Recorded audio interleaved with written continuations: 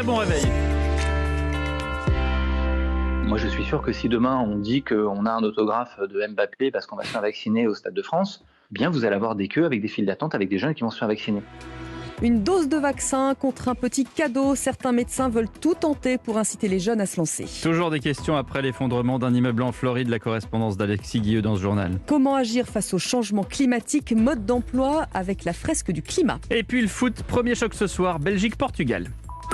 Europe 1. Écoutez le monde changer. Voilà cette question, comment faire pour relancer la campagne vaccinale en France quand le variant Delta affole le monde entier? Il représente 10% des cas positifs en France. Dans le Gers, 2 personnes en sont mortes. Elles n'étaient pas vaccinées alors qu'elles présentaient des profils à risque. Le ralentissement de la vaccination inquiète les médecins. Ils tentent par tous les moyens de convaincre. Yasmina Katou, c'est un peu le système de la carotte pour dire aux jeunes d'aller se faire vacciner.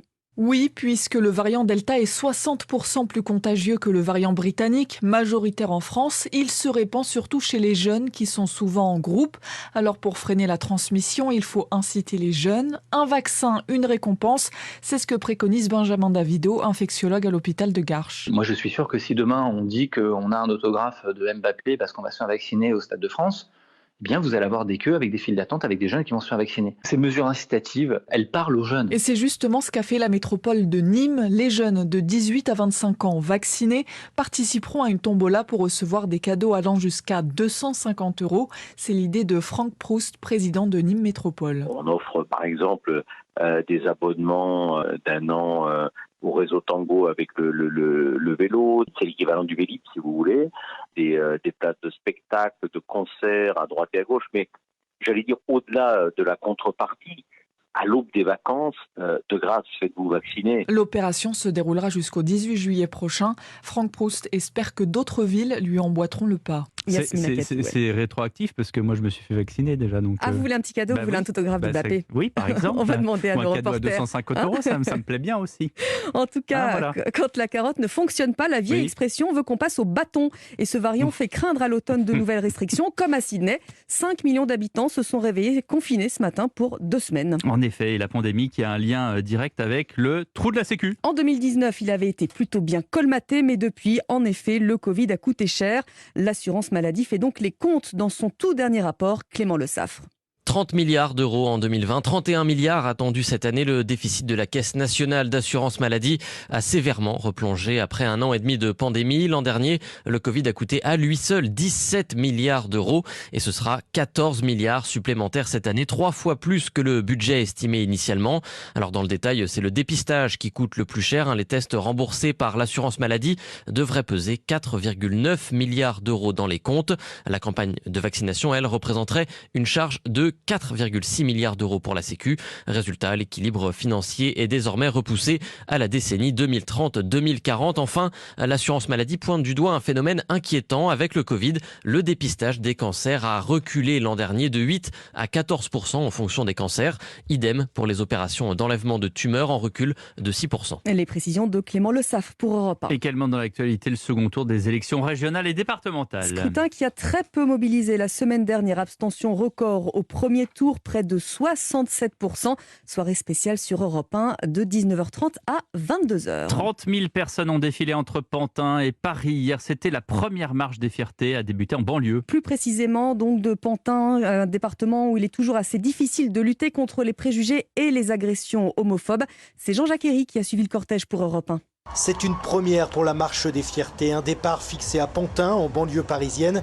Tout un symbole pour Eric, enveloppé dans le drapeau arc-en-ciel. Pour ma part, comme j'habite là-bas, j'ai trouvé ça audacieux de partir de Pantin. C'est plus difficile d'être homosexuel en banlieue. Carrément, ouais. Là où j'habite d'ailleurs, il faut mieux pas s'afficher, sinon on est vite agressé. Les gens se cachent et c'est moins toléré, enfin tout le monde le sait. Autre préoccupation, la PMA pour toutes, la procréation médicalement assistée pour les couples de lesbiennes.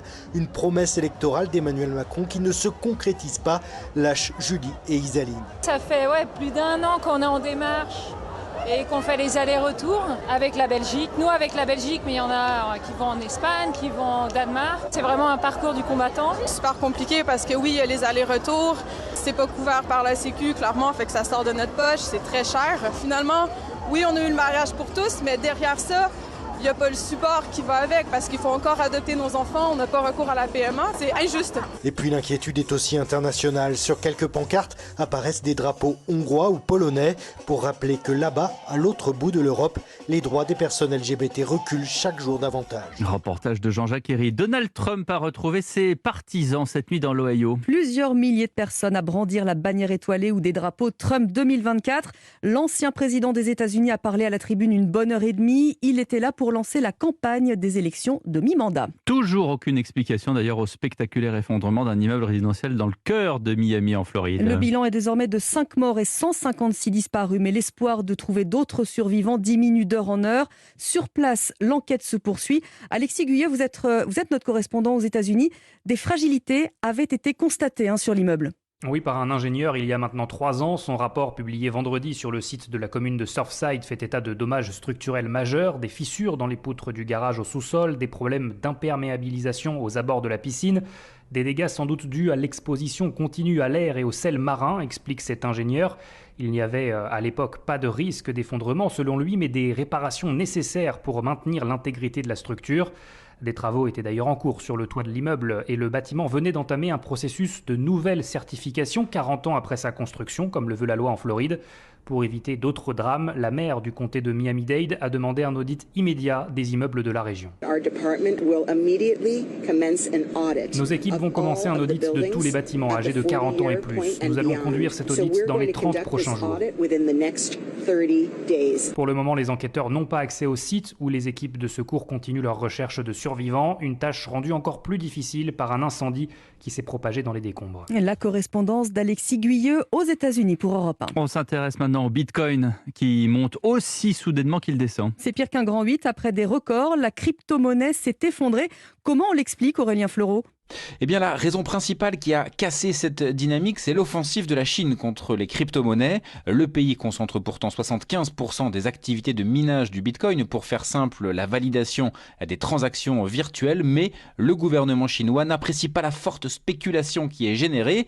Alors il y a eu ces scènes où l'on a vu dans d'immenses hangars des centaines de salariés éteindre une à une les machines. Voilà pourquoi le Bitcoin repasse régulièrement sous la barre des 30 000 $, même si de toute façon il est volatile par nature, comme l'explique Nicolas Chéron, stratégiste marché pour zonebourse.com. Quand on a une crypto-monnaie qui peut gagner 400 ou 500% l'espace de quelques semaines, il faut aussi accepter le contre-coup, l'autre face de la pièce, qui est qu'elle peut également perdre 50% relativement rapidement.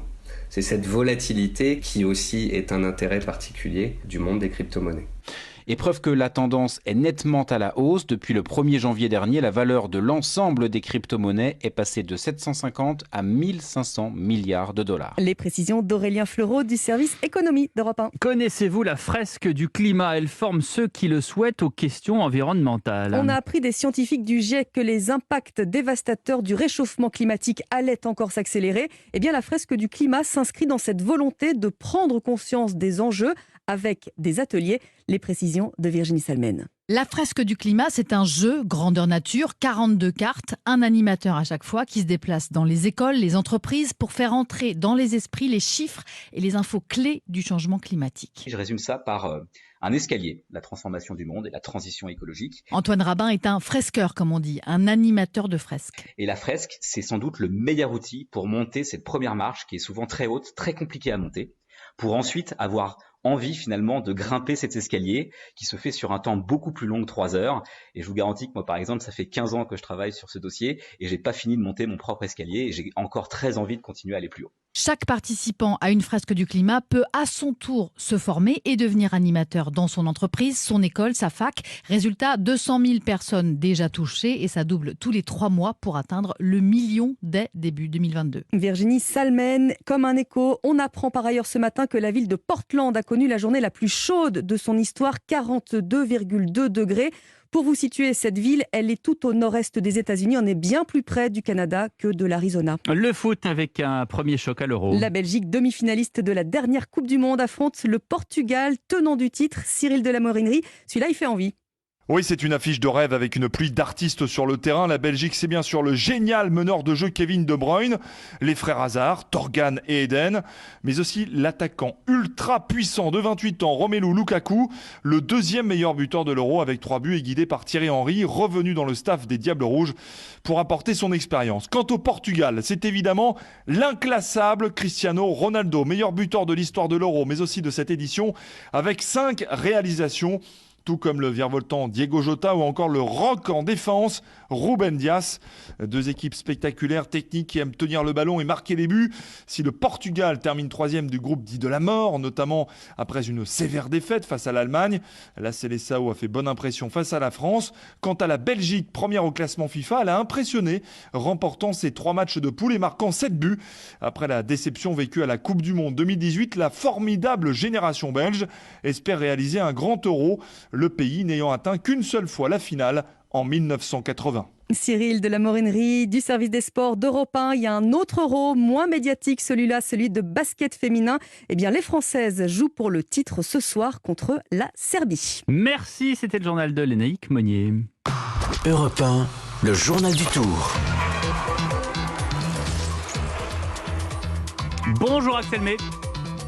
Bonjour Pierre. Un départ de Tour assez rock'n'roll, on va le dire. Oui, on peut le dire. Des chutes à gogo, on va en reparler, mais surtout, un Français en jaune.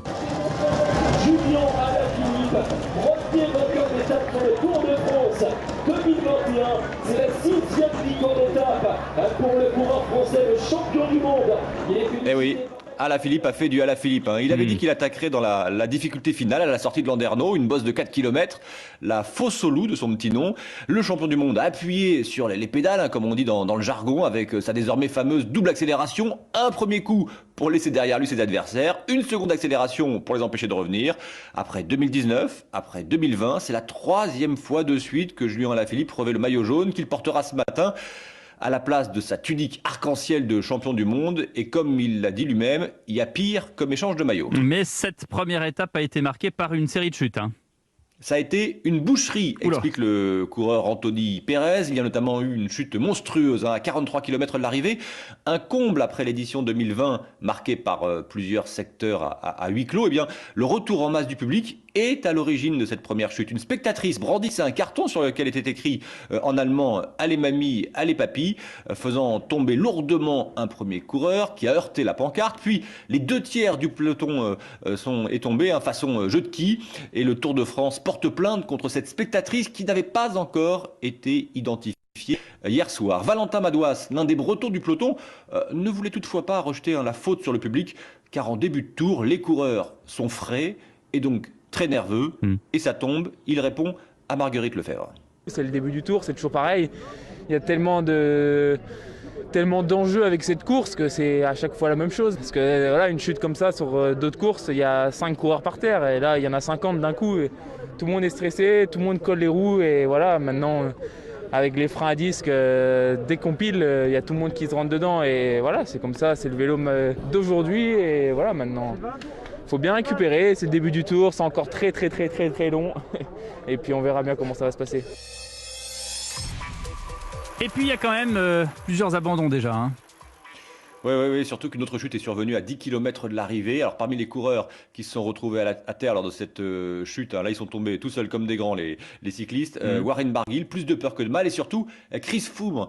Chris Froome, le quadruple vainqueur de la Grande Boucle, a craint une fracture. Il n'en a pas, mais il prendra ce matin une décision quant à un abandon ou pas. 4 premiers coureurs ont déjà abandonné après cette série de chutes. L'Espagnol Marc Soler, par exemple, est victime d'une triple fracture au bras, et le Français Cyril Lemoine, 4 côtes cassées et un pneumothorax modéré. L'étape du jour.